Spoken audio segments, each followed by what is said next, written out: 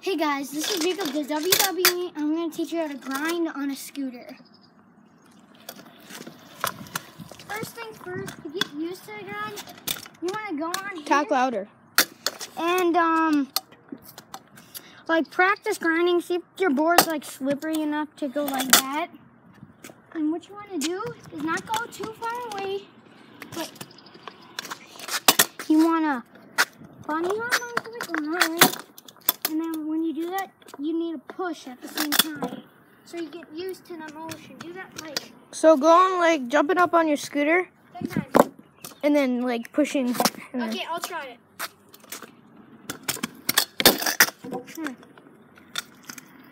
Okay, now after you do that like 10 or 14 times, how much you're comfortable with, now you're going to do the grind.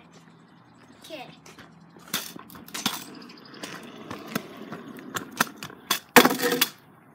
That was not really a grind, that was basically over it, so I'm going to redo that.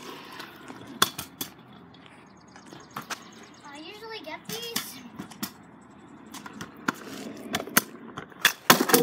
There. That's how to grind. Now see you later.